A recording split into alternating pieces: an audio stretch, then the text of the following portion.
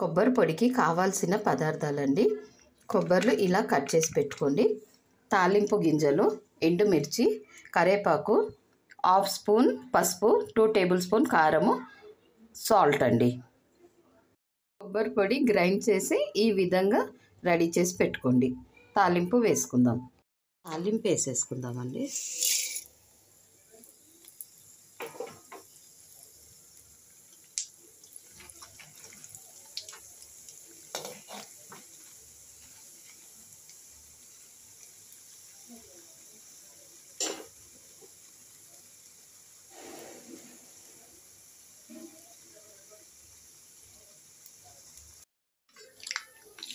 ఎండుమిర్చి వేసేస్తాం.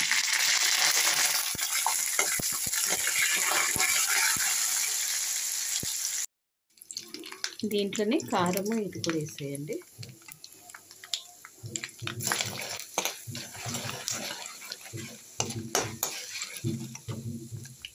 ఇప్పుడు కొబ్బరి పొడి వేసేసుకోండి. అంతా వేసేసి కలుపుకోండి. ఈ విధంగా అంతా మిక్స్ చేసేసిన తర్వాత సిమ్లో పెట్టేసి కొద్దిగా మగ్గనిచ్చేసేయండి. కొబ్బరి పొడి రెడీ అండి. చపాతీకి, రైస్కి ఎంతో టేస్ట్గా ఉంటుంది. ఒక్కసారి ఈ విధంగా మీరు ట్రై చేసి నాకు కామెంట్ చేయండి.